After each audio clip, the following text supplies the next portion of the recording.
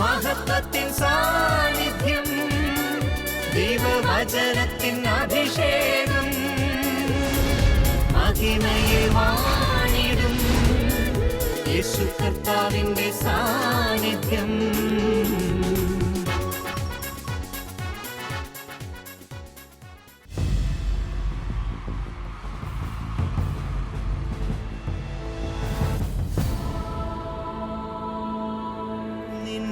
വചനം ധ്യാനിക്കുമ്പോൾ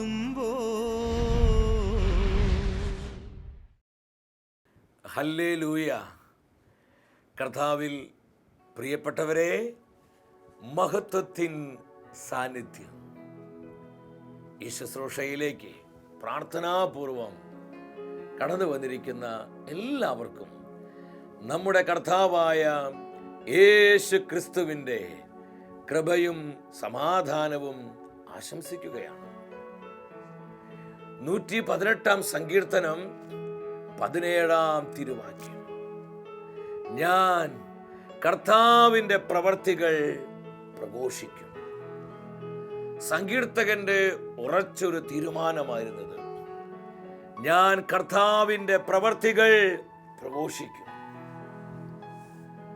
നമ്മൾ ഏത് സാഹചര്യത്തിലായാലും അവിടെയെല്ലാം കർത്താവിനെ ഉയർത്തുവാനുള്ള തീരുമാനം നമുക്കുണ്ടാകണം. നമ്മളെ വിഷമിപ്പിക്കുന്ന എല്ലാ ഭാരങ്ങളെയും വിട്ടുകളഞ്ഞ് സാക്ഷികളാകുവാനുള്ള ആഗ്രഹത്തോടെ നമ്മൾ ഒരുമിച്ച് പ്രാർത്ഥിക്കാൻ പോവാണ്. ദൈവത്തിന്റെ പരിശുദ്ധാത്മാവ് അനുഗ്രഹത്തിന്റെ നദിയായി, കൃപയുടെ നദിയായി, വചന നദിയായി, അഭിഷേക നദിയായി, ദൈവ സാന്നിധ്യ നദിയായി ജനലക്ഷങ്ങളിലേക്ക് നിറഞ്ഞൊഴുകുന്ന സമയം ആയിരിക്കുന്നിടത്ത് എല്ലാവരും എഴുന്നേറ്റ് നിന്ന് നമ്മുടെ മധ്യയുള്ള കർത്താവിന്റെ സാന്നിധ്യം അനുഭവിച്ച് വലതുകരം സ്വർഗത്തിലേക്ക് ഉയർത്തി നമ്മൾ വിശ്വാസത്തോടെ പ്രാർത്ഥിക്കുകയാണ്. ഇത് അത്ഭുതങ്ങളുടെ സമയമാണ്. കർത്താവായ ദൈവമേ, പരിശുദ്ധാത്മാവിനെ വർഷിക്കണമേ, പരിശുദ്ധാത്മാവിനെ വർഷിക്കണമേ, ദൈവത്തിന്റെ പരിശുദ്ധാത്മാവേ, സാക്ഷികളാകുവാനുള്ള ധീരത നൽകണമേ, സാക്ഷികളാകുവാനുള്ള അഭിഷേകം നൽകണമേ, മനസ്സിന്റെ ഭീരുത്വങ്ങളെ മാറ്റണമേ, ഹൃദയത്തിന്റെ ആകുലതകൾ നീക്കം ചെയ്യണമേ, പരിശുദ്ധാത്മാവേ, പരിശുദ്ധാത്മാവേ, ശക്തിയുടെ ആത്മാവായി, അഗ്നിയുടെ ആത്മാവായി, കൃപയുടെ ആത്മാവായി ഞങ്ങളിൽ കത്തിപ്പടരണമേ. Hallelujah, hallelujah, hallelujah. കരങ്ങൾ അടിച്ച് പരിശുദ്ധാത്മാവ് നിറഞ്ഞ് നമ്മൾ പാടുകയാണ്. കാലത്തിന് അടയാളങ്ങൾ തിരിച്ചറിഞ്ഞ് കർത്താവിന്റെ രാജ്യ വിസ്തൃതിക്കായി നമ്മെ തന്നെ സജ്ജമാക്കിക്കൊണ്ട് നമ്മൾ ഒരുമിച്ച് കരഘോഷത്തോടെ പാടി പ്രാർത്ഥിക്കുന്നു. ഹല്ലേലൂയ. കർത്താവേ, അത്ഭുതങ്ങളും അടയാളങ്ങളും നൽകണമേ. കർത്താവേ, മഹത്വത്തോടെ നിങ്ങളെ മധ്യ ഇറങ്ങി വരണമേ. Come Jesus. ഉണരൂ ഉണരൂ തിരുസഭയെ, യേശുവിനെ ഉയർത്തിടുവാൻ. ഉണരൂ ഉണരൂ ദൈവജനമേ, യേശുവിനെ ഘോഷിക്കുവാൻ. ഈ അഭിഷേകം 10,000ങ്ങളിലേക്ക് പകരണമേ. Release your power. ഉണരൂ ദൈവജനമേ, എല്ലാവരും ചേർന്ന് ഭാരതമാകവെ അഭിഷേകത്തിൽ കാറ്റായി വീശിടുവാൻ, ഭൂതലമാകവെ സുവിശേഷത്തിൽ മഴയായി പെയ്തിടുവാൻ, എല്ലാ ജനപദങ്ങളിലേക്കും സകല രാജ്യങ്ങളിലേക്കും ഈ പോലെ ദൈവത്തിന്റെ അഭിഷേകം കത്തിപ്പടരട്ടെ. Spirit move, move. ഹല്ലേലൂയ. ഞാനും അതിലൊരു പങ്കാളി, യേശുവിന്റെ പരസ്പരം മുഖത്തോട് മുഖം നോക്കി പുഞ്ചിരിച്ച് അഭിഷേകത്തോടെ എത്തുപാടി എല്ലാവരും യേശുവിന്റെ എല്ലാവരും. ഞാനും അതിലൊരു പങ്കാളി, യേശുവിന്റെ പോരാടി, യേശുവിന്റെ പോരാടി, യേശുവിന്റെ ഇരു കരങ്ങളും സ്വർഗത്തിലേക്ക് ഉയർത്തി പരിശുദ്ധാത്മാവിൽ നിറഞ്ഞ് ഇടിമുഴക്കത്തിന്റെ ശക്തിയോടെ കർത്താവിന്റെ സാന്നിധ്യം അനുഭവിച്ച് ഒരു കുടുംബമായി നമ്മൾ സ്തുതിച്ചു പ്രാർത്ഥിക്കുന്നു. Hallelujah, hallelujah. പരിശുദ്ധനായ കർത്താവേ, അവിടുത്തെ കരുത്തുറ്റ കരങ്ങൾ ഞങ്ങൾക്കായി നീട്ടിത്തരണമേ. പരിശുദ്ധാത്മാവേ വരണമേ, അത്ഭുതങ്ങളും അടയാളങ്ങളുമായി വരണമേ. ധീരതയോടെ കാലത്തിന് അടയാളങ്ങൾ തിരിച്ചറിഞ്ഞ് കർത്താവിന്റെ സാക്ഷികളാകുവാൻ ദൈവജനം മുഴുവനെയും അഭിഷേചിക്കണമേ. പരിശുദ്ധാത്മാവേ വരണമേ. ദൈവവചനത്തിന്റെ അത്ഭുത ശക്തിയാൽ ഞങ്ങൾ ഓരോരുത്തരെയും അനുഗ്രഹിക്കണമേ. Bless bless lord. പരിശുദ്ധമേ, ധീരതയോടെ കർത്താവിന് സാക്ഷ്യം നൽകുവാനുള്ള ആത്മനിറവിന് വേണ്ടി അമ്മ ഞങ്ങൾക്ക് വേണ്ടി പ്രാർത്ഥിക്കണമേ. ആമേൻ. ഹല്ലേലൂയ. പ്രിയ ദൈവമക്കളെ, നമ്മെ ശക്തിപ്പെടുത്തുന്ന കർത്താവിൻ്റെ വചനത്തിൻ്റെ മുൻപിൽ പ്രത്യാശയുള്ളവരാകാം. സാധിക്കുന്ന എല്ലാവരും അല്പസമയം എല്ലാ ജോലി തിരക്കുകളൊക്കെ മാറ്റിവെച്ച് പ്രാർത്ഥനയോടെ ദൈവത്തിൻ്റെ വചനം നിങ്ങൾ ശ്രവിക്കുക. ഇന്നത്തെ വചന ശുശ്രൂഷയിലൂടെ പരിശുദ്ധാത്മാവ് നമ്മെ പഠിപ്പിക്കുന്നത് സാക്ഷിയായില്ലെങ്കിൽ പ്രതിയാകും. സാക്ഷിയായില്ലെങ്കിൽ പ്രതിയാകും. കർത്താവായ യേശുക്രിസ്തുവിന്റെ രക്തത്താൽ വീണ്ടെടുക്കപ്പെട്ട ദൈവത്തിൻ്റെ ജനമാണ് നമ്മൾ. സഭാമക്കളായ നമ്മുടെ ഏറ്റവും വലിയ ഉത്തരവാദിത്വം എന്ന് പറയുന്നത് കർത്താവിന് സാക്ഷ്യം നൽകി ഈ ലോകത്തിൽ ജീവിക്കുക എന്നുള്ളതാണ്. യെശയ്യാ പ്രവചനം 43-ാം അധ്യായം 12-ാം തിരുവചനത്തിലൂടെ കർത്താവ് ഹൃദയം തുറന്ന് നമ്മോട് സംസാരിക്കുകയാണ്. കർത്താവ് അരുളി ചെയ്യുന്നു, നിങ്ങൾ എൻ്റെ സാക്ഷികളാണ്. ഈ തിരുവചനത്തിലൂടെ ദൈവത്തിൻ്റെ ആത്മാവ് എന്താണ് നമ്മോട് സംസാരിക്കുന്നത്? നമ്മൾ പല പ്രാവശ്യം കേട്ടിട്ടുള്ള ദൈവവചനമാണിത്. കർത്താവ് നമ്മെ നോക്കിക്കൊണ്ട് പറയാ, നിങ്ങൾ എൻ്റെ സാക്ഷികളാണ്. സാക്ഷികളാകാൻ വിളിക്കപ്പെട്ടവരാണ് നമ്മൾ ഓരോരുത്തരും. ഒരിക്കൽ ഞാനൊരു കൺവെൻഷന് വേണ്ടി ഇങ്ങനെ ഒരുങ്ങി പ്രാർത്ഥിച്ചുകൊണ്ടിരിക്കുമ്പോൾ കർത്താവിനോട് ചോദിച്ചു, മോനെ, ഈ കൺവെൻഷൻ വഴി നിനക്ക് എന്താണ് വേണ്ടത്? ഞാൻ പറഞ്ഞു, എൻ്റെ കർത്താവേ, ഈ കൺവെൻഷൻ വഴി ഞാൻ ഇതാണ് ആഗ്രഹിക്കുന്നത്. ഞാൻ എൻ്റെ ആഗ്രഹം കർത്താവിനോട് പറഞ്ഞു. തിരിച്ചൊരു ചോദ്യം ഞാൻ കർത്താവിനോട് ചോദിച്ചു, എൻ്റെ പൊന്നു കർത്താവേ, ഈ കൺവെൻഷൻ വഴി അങ്ങ് എന്താണ് ആഗ്രഹിക്കുന്നത്? അങ്ങേക്ക് എന്താണ് വേണ്ടത്? കർത്താവ് ഇപ്രകാരം പറഞ്ഞു, ഈ കൺവെൻഷൻ വഴി എൻ്റെ ജനം എൻ്റെ സാക്ഷികളായി തീരണം. യെശയ്യാ പ്രവചനം 43-ാം അധ്യായം 10-ാം വചനത്തിൽ വീണ്ടും കർത്താവ് ആവർത്തിക്കുകയാണ്, നിങ്ങൾ എൻ്റെ സാക്ഷികളാണ്. 2000 വർഷങ്ങൾക്ക് മുൻപ് നമ്മുടെ കർത്താവ് തൻ്റെ ശിഷ്യന്മാരോട് പറഞ്ഞു. അപ്പോസ്തല പ്രവർത്തനങ്ങൾ 1-ാം അധ്യായം 8-ാം തിരുവാക്യം, പരിശുദ്ധാത്മാവ് നിങ്ങളുടെ മേൽ വന്നു കഴിയുമ്പോൾ നിങ്ങൾ ശക്തി പ്രാപിക്കും. ജെറുസലേമിലും യൂദയായിലും സമരിയായിലും ലോകത്തിന് അതിർത്തികൾ വരെയും നിങ്ങൾ എനിക്ക് സാക്ഷികളായിരിക്കും. പരിശുദ്ധാത്മ ഒരു വ്യക്തിയിൽ പ്രവർത്തിക്കുമ്പോൾ, പരിശുദ്ധാത്മ ഒരു വ്യക്തിയിൽ നിറയപ്പെടുമ്പോൾ, ആ വ്യക്തി ആര് തന്നെയാണെങ്കിലും അവനും അവളും ആയിരിക്കുന്ന മേഖലകളിൽ ധീരതയോടെ കർത്താവിന് സാക്ഷ്യം നൽകുവാനായി ആരംഭിക്കും. പരിശുദ്ധാത്മാവാണ് നമ്മെ ക്രിസ്തു സാക്ഷികളാക്കി മാറ്റുന്നത്. ഇന്ന് പലപ്പോഴും സംഭവിക്കുന്നത്, സാക്ഷികളാകാൻ വിളിക്കപ്പെട്ട നമ്മുടെ ഫോക്കസ് പലപ്പോഴും മാറിപ്പോവുകയാണ്. ഇന്ന് സഭയുടെ തളർച്ചയ്ക്കുള്ള കാരണം, പല സ്ഥലങ്ങളിലും സഭ തളർന്നു പോകുന്നതിന് കാരണം, സഭയുടെ ശുശ്രൂഷകളും പ്രവർത്തനങ്ങളെല്ലാം പലപ്പോഴും മന്ദീഭവിക്കുന്നതിന് കാരണം, സാക്ഷികളാകാൻ വിളിക്കപ്പെട്ട നമ്മൾ പലപ്പോഴും നമ്മുടെ ലക്ഷ്യം മാറി മറ്റു പലതിൻ്റെയും പുറകെ നമ്മൾ പോവുകയാണ്.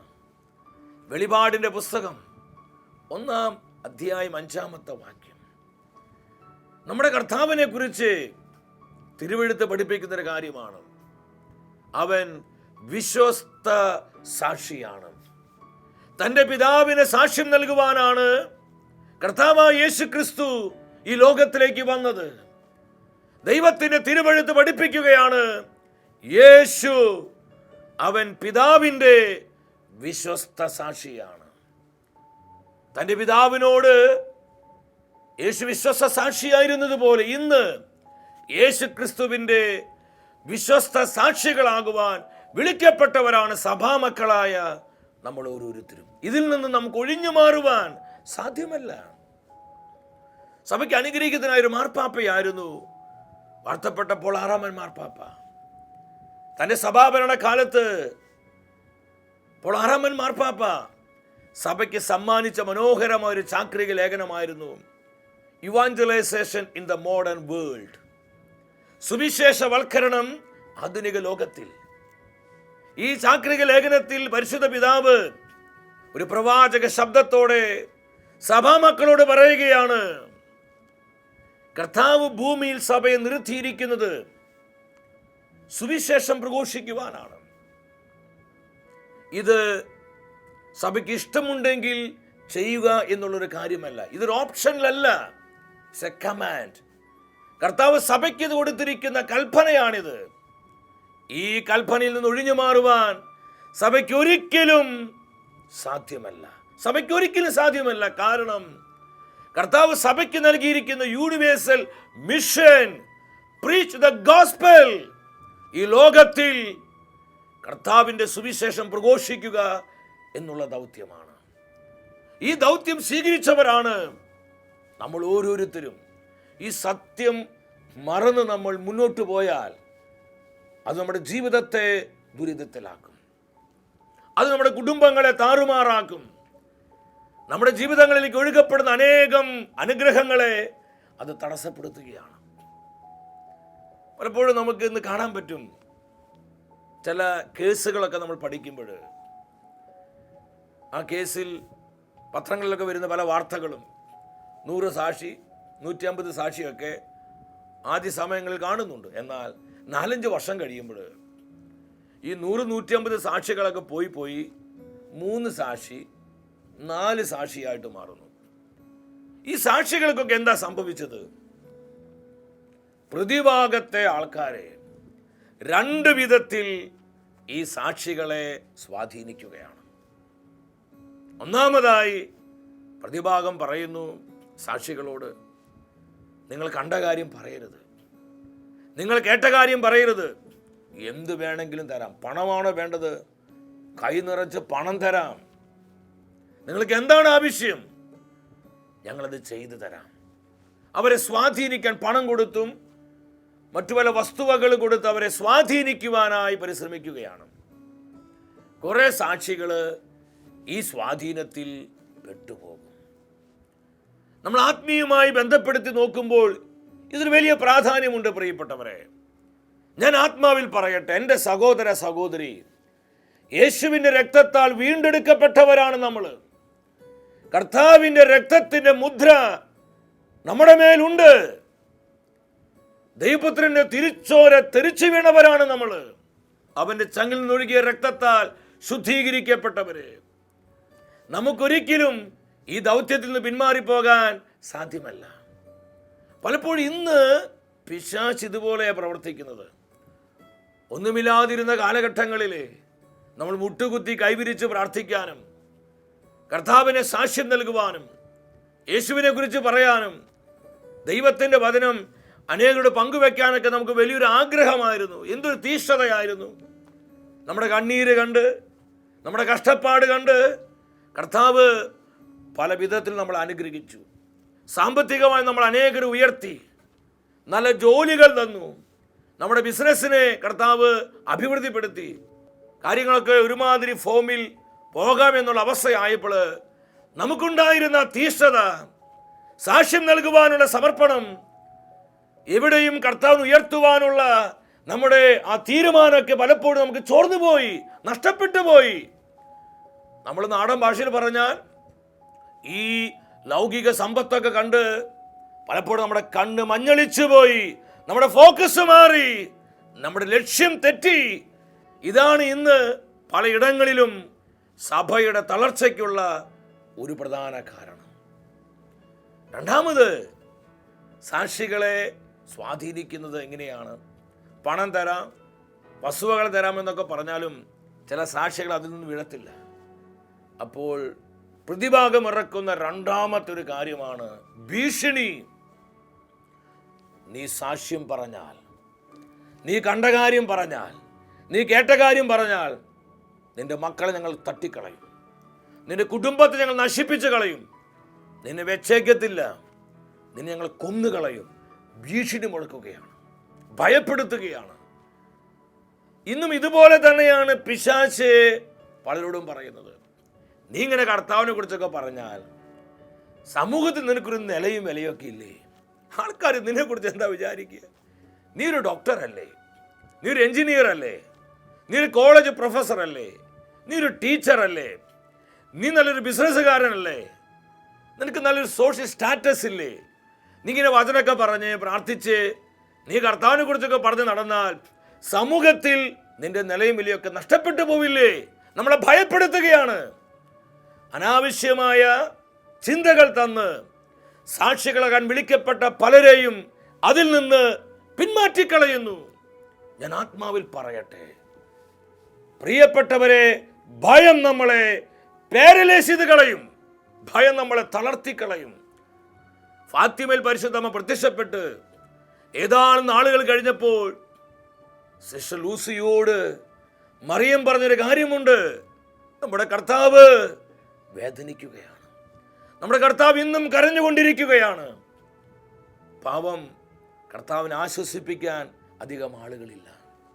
എൻ്റെ പ്രിയപ്പെട്ടവരെ, ലോകത്തിൻ്റെ അവസ്ഥ കണ്ട് വഴിവിട്ട ലൈംഗികതകളും പാപത്തിനും മ്ലേച്ഛതകളും കുടുംബങ്ങളുടെ തകർച്ചയും കണ്ട് ഇന്നും കർത്താവ് വേദനിച്ചു കൊണ്ടിരിക്കുക. കർത്താവിൻ്റെ ഹൃദയത്തെ ആശ്വസിപ്പിക്കാൻ നമ്മുടെ കൊച്ചു ജീവിതം കർത്താവിൻ്റെ മഹത്വത്തിനായി എൻ്റെ സഹോദര സഹോദരി നമുക്ക് നൽകിക്കൂടെ? ഇതിനേക്കാൾ വലിയൊരു ബ്ലെസ്സിങ് നമുക്ക് ലഭിക്കാനുണ്ടോ? ഞാൻ 100 അല്ല 110% വിശ്വസിക്കുന്നു. ഈ ലോക ജീവിതത്തിൽ യേശു ക്രിസ്തു ജീവിക്കുന്ന ദൈവമാണെങ്കിൽ, തിരുസഭ സത്യമാണെങ്കിൽ, സഭയെ നയിക്കുന്നത് പരിശുദ്ധാത്മാവാണെങ്കിൽ, കർത്താവിനെ സാക്ഷ്യം നൽകുക എന്നതിനേക്കാൾ ഉന്നതമായ ഒരു പദവി ഈ ലോക ജീവിതത്തിൽ നമുക്ക് ലഭിക്കാനില്ല.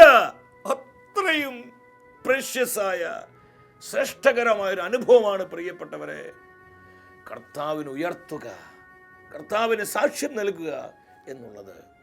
അതൊരു കുറച്ചിലായി നമ്മൾ ആരും കാണരുത്. ഇന്ന് പലരും ഭയപ്പെട്ടിരിക്കുകയാണ്. സമൂഹത്തെ ഭയപ്പെട്ട്, ബന്ധുമിത്രങ്ങളെ ഭയപ്പെട്ട്, നാട്ടുകാരെ ഭയപ്പെട്ട്, കൂടെയുള്ള സുഹൃത്തുക്കളെ ഭയപ്പെട്ട്, അവരെന്ത് വിചാരിക്കും, ഇവരെന്ത് വിചാരിക്കും. ഞാനിങ്ങനെ കർത്താവിനെ കുറിച്ചൊക്കെ പറയാൻ പോയാൽ, ഞാനിങ്ങനെ സുവിശേഷ വേല ചെയ്താൽ, കർത്താവിൻ്റെ രാജ്യത്തിന് വേണ്ടി ഞാൻ സ്റ്റെപ്പ് എടുത്താൽ, ഇവരൊക്കെ എന്നെക്കുറിച്ച് എന്തൊക്കെ വിചാരിക്കുമെന്ന് ചിന്തിച്ച് അനാവശ്യമായ ചില സംശയങ്ങളും ഭയങ്ങളും മൂലം പലർക്കും ധീരതയോടെ ഈ കാലഘട്ടത്തിൽ കർത്താവിനെ സാക്ഷ്യം നൽകുവാൻ കഴിയുന്നില്ല. എൻ്റെ പ്രിയപ്പെട്ടവരെ, ഈ തിരുവചനങ്ങൾ ഇന്ന് കർത്താവ് നമ്മളെ കേൾപ്പിക്കുമ്പോൾ നമ്മുടെ അകത്ത് നമുക്ക് ചില തീരുമാനങ്ങൾ ഉണ്ടാകണം.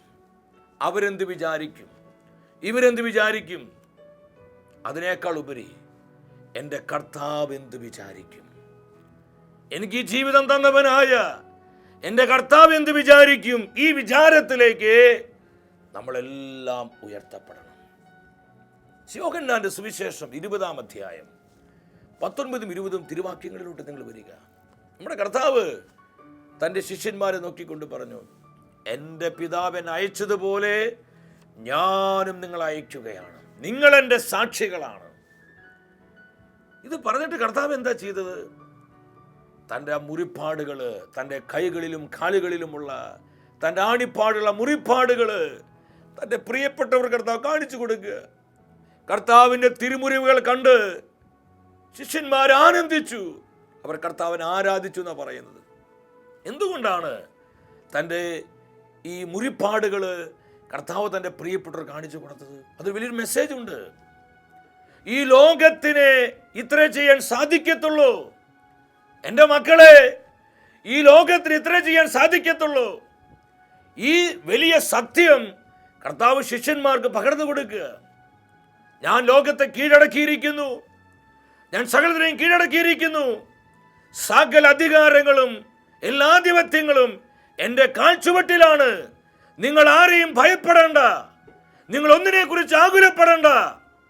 സകലത്തിനും അധിപതി ഞാനാണ്, ഞാനാണ് സർവാധിപത്യമുള്ളവൻ. എൻ്റെ പിതാവെ അയച്ചതുപോലെ ഞാനും നിങ്ങളെ എൻ്റെ സാക്ഷികളെ അയക്കുകയാണ്. എന്തു വലിയൊരു ബോധ്യമാണ്, എന്തൊരു വലിയ റെവലേഷനാണിത്. ഈ ഒരു വെളിപാട് നമ്മുടെ ആത്മാവിൽ പ്രകാശിച്ചാൽ നമ്മുടെ ലൈഫ് സ്റ്റൈല് മാറും, നമ്മുടെ കാഴ്ചപ്പാടുകൾ മാറും, നമ്മുടെ ചില മനോഭാവങ്ങൾക്ക് മാറ്റം വരും. അപ്പോസ്തല പ്രവർത്തനം 2-ാം അധ്യായത്തിൽ കാണാൻ പറ്റും. കർത്താവിൻ്റെ വാഗ്ദാനം അവരെ പ്രാർത്ഥനാപൂർവ്വം കാത്തിരുന്നു. അവരെല്ലാവരും പരിശുദ്ധാത്മാവിനാൽ നിറഞ്ഞു. എൻ്റെ പ്രിയപ്പെട്ടവരെ, പിന്നൊരിക്കലും ശിഷ്യന്മാർ അവരെക്കുറിച്ച് ഒന്നും ചിന്തിച്ചില്ല. അവിടെ മനസ്സിൻ്റെ സെൻട്രൽ പോയിന്റിൽ കർത്താവ് മാത്രമായിരുന്നു. കർത്താവിൻ്റെ രാജ്യത്തിൻ്റെ നിർമ്മിതിയായിരുന്നു, കർത്താവിൻ്റെ സഭയുടെ വളർച്ചയായിരുന്നു, കർത്താവിൻ്റെ ആത്മാക്കളുടെ നിത്യരക്ഷയായിരുന്നു, കർത്താവിൻ്റെ സുവിശേഷത്തിൻ്റെ പുരോഗതിയായിരുന്നു. അവിടെ മനസ്സിൻ്റെ സെൻട്രൽ പോയിന്റിൽ അതിനുവേണ്ടി അവസാനം രക്തസാക്ഷിത്വത്തിലൂടെ തങ്ങളുടെ സ്നേഹവും തങ്ങളുടെ വിശ്വസ്തതയും കർത്താവിനോടും സഭയോടുമുള്ള തങ്ങളുടെ പ്രതിബദ്ധതയും അവരറിയിക്കുകയാണ്. ഈ ഒരു കമ്മിറ്റ്മെൻ്റാണ് ഈ കാലഘട്ടത്തിലെ സഭാമക്കൾക്ക് ആവശ്യം. നിസാര പ്രതിസന്ധികൾ കണ്ട്, പ്രതികൂലങ്ങൾ കണ്ട് ഭയപ്പെട്ട് സാക്ഷികളാകാൻ വിളിക്കപ്പെട്ട നമ്മൾ പിന്മാറിപ്പോകുമ്പോൾ കർത്താവിൻ്റെ സ്വപ്നങ്ങൾ പലതും നിറവേറപ്പെടാതെ പോവുകയാണ്. പ്രിയപ്പെട്ടവർ, ഞാൻ ആത്മാവിൽ പറയട്ടെ, സാക്ഷികളായില്ലെങ്കിൽ നമ്മൾ പ്രതികളാകും. നമ്മുടെ ഹൃദയത്തിലോട്ട് തുളച്ചു കയറേണ്ട ഒരു കാര്യമാണിത്. ഞാനും നിങ്ങളും സാക്ഷികളായില്ലെങ്കിൽ നമ്മൾ പ്രതികളാകും. ഒരു സംശയം നിങ്ങൾ വിചാരിക്കേണ്ട. അപ്പോസ്തല പ്രവർത്തനം 20-ാം അധ്യായം 25, 26, 27 വചനങ്ങൾ നിങ്ങൾ ആവർത്തിച്ച് വായിക്കണം, അണ്ടർലൈൻ ചെയ്യണം. അവിടെ പൗലോസ് ശ്ലീഹ പറയുന്നുണ്ട്, തന്മൂലം നിങ്ങളുടെ ഇടയിൽ ആരെങ്കിലും നഷ്ടപ്പെട്ടാൽ അവൻ്റെ നാശത്തിന്, അവൻ്റെ രക്തത്തിന് ഞാൻ ഉത്തരവാദിയല്ല എന്ന് പരസ്യമായി ഞാൻ പ്രഖ്യാപിക്കുകയാണ്. കാരണം ദൈവത്തിന് തിരുഹിതം മുഴുവൻ നിങ്ങൾക്ക് പറഞ്ഞു തരുന്നതിൽ നിന്ന് ഞാൻ ഒരിക്കലും വിരമിച്ചിട്ടില്ല. പൗലോസിന് ബോധ്യം ഉണ്ടായിരുന്നു, സാക്ഷിയായില്ലെങ്കിൽ പ്രതിയാകുമെന്ന്. എസെക്കിയേൽ പ്രവചനത്തിലൂടെ ഈ സത്യം തന്നെയാണ് പരിശുദ്ധാത്മ നമ്മളെ പഠിപ്പിക്കുന്നത്. 33-ാം അധ്യായം 8-ാമത്തെ തിരുവാക്യം. പാപിയായൊരു വ്യക്തിയോട് കർത്താവ് പറയാ, നീ മരിക്കുമെന്ന് കർത്താവ് മുന്നറിയിപ്പ് നൽകുകയാണ്. എന്നാൽ അവൻ്റെ പാപ വഴിയിൽ നിന്ന്, അവൻ്റെ ദുഷ്ടമാർഗത്തിൽ നിന്ന് പിന്തിരിയാൻ ഞാനും നിങ്ങളും മുന്നറിയിപ്പ് കൊടുക്കാതെ ആ വ്യക്തി അവൻ്റെ പാപത്തിൽ മരിച്ചാൽ അവൻ്റെ രക്തത്തിന് ഞാൻ നിന്നോട് പകരം ചോദിക്കും. ഞാൻ ഈ വചനം വായിച്ച് അത്ഭുതപ്പെട്ടു പോയി. ഞാൻ നിന്നോട് പകരം ചോദിക്കും. എന്തുമാത്രം അവസരങ്ങൾ കർത്താവ് തന്നു. എൻ്റെ പ്രിയപ്പെട്ടവരെ, ആത്മശോധന ചെയ്യണം. കർത്താവിൻ്റെ നിർമ്മലമായ വചനത്തിന് മുൻപിൽ നമ്മൾ പരിശോധിക്കണം. എൻ്റെ കർത്താവേ, എന്തുമാത്രം അവസരങ്ങൾ അങ്ങ് ഞങ്ങൾക്ക് തന്നു സാക്ഷികളാകാൻ. നമ്മുടെ ബന്ധുമിത്രങ്ങളിൽ, നമ്മുടെ ഇടവക സമൂഹങ്ങളിൽ, നമ്മുടെ തൊഴിൽ മേഖലകളിൽ, നമ്മുടെ ഓഫീസുകളിൽ, നമ്മൾ വ്യാപരിക്കുന്ന മണ്ഡലങ്ങളിലൊക്കെ 100 അവസരങ്ങളും സാധ്യതകളൊക്കെ ദൈവം നമുക്ക് തന്നു. അവരെന്ത് വിചാരിക്കും, ഇവരെന്ത് വിചാരിക്കും എന്ന് ചിന്തിച്ച് നമ്മൾ ഈ സാധ്യതകളൊക്കെ നഷ്ടപ്പെടുത്തി കളഞ്ഞു.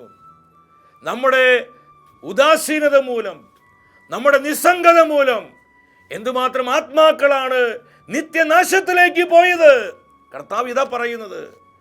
നീ മുന്നറിയിപ്പ് കൊടുക്കാതെ, ആ വ്യക്തിക്ക് നീ വചനം കൊടുക്കാതെ, ആ വ്യക്തിക്ക് നീ യേശുവിനെ കൊടുക്കാതെ, ആ വ്യക്തി അവൻ്റെ അവളുടെ പാപത്തിൽ മരിച്ചാൽ, നശിച്ചാൽ, അവരുടെ നാശത്തിന്, അവരുടെ രക്തത്തിന് ഞാൻ നിന്നോട് കണക്ക് ചോദിക്കും. എന്താണ് ഈ വചനം നമ്മെ പഠിപ്പിക്കുന്നത്? സാക്ഷിയായില്ലെങ്കിൽ പ്രതിയാകും. നമ്മിലൂടെ രക്ഷപ്പെടാൻ കർത്താവ് ആഗ്രഹിക്കുന്ന കുറെ ആത്മാക്കളുണ്ട്.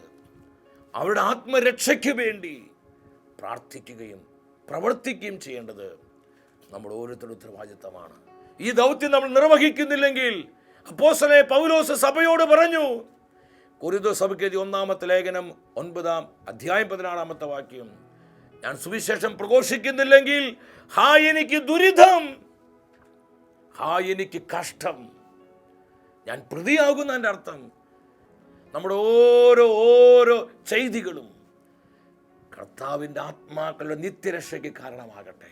ആത്മാക്കളുടെ രക്ഷയെ ലക്ഷ്യം വെച്ചുകൊണ്ട് പ്രാർത്ഥിക്കുവാനും പ്രവർത്തിക്കുവാനും നമുക്ക് കഴിയണം.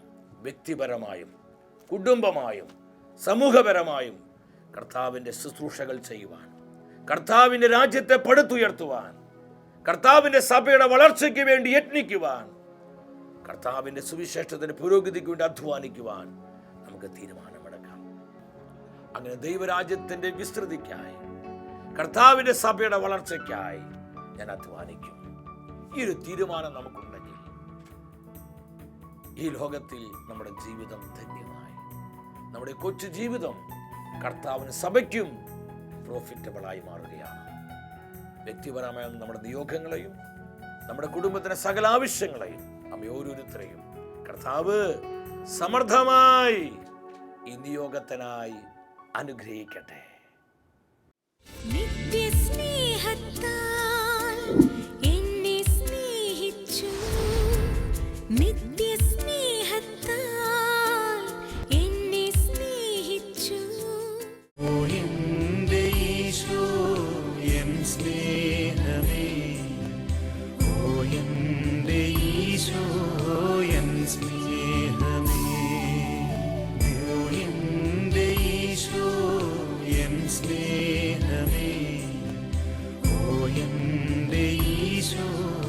പരമപരിശുദ്ധനായ കർത്താവേ,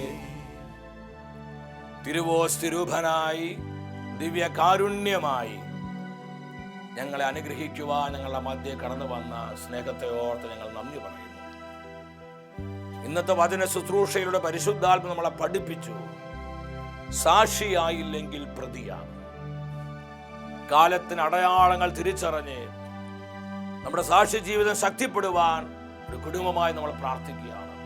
കരങ്ങൾ സ്വർഗത്തിലേക്ക് ഉയർത്തിപ്പിടിക്കുക.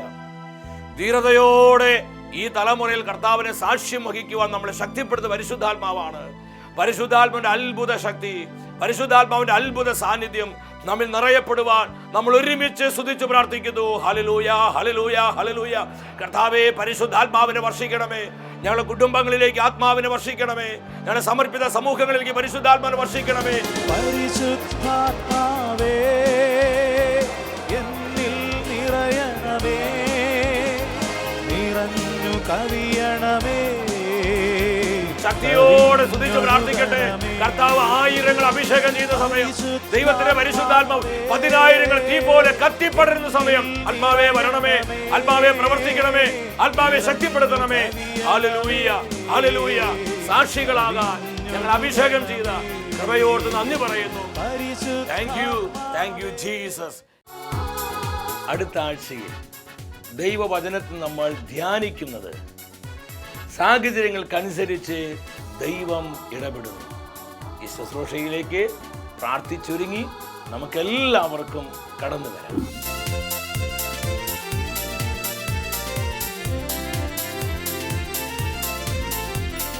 മഹത്വമേ മഹത്വമേ മഹത്വത്തിൻ രാജാവേ, മഹത്വത്തിൻ സാന്നിധ്യം. മഹത്വമേ മഹത്വമേ മഹത്വത്തിൻ കർത്താവേ, മഹത്വത്തിൻ സാന്നിധ്യം. മഹത്വമേ മഹത്വമേ മഹത്വത്തിൻ രാജാവേ, മഹത്വ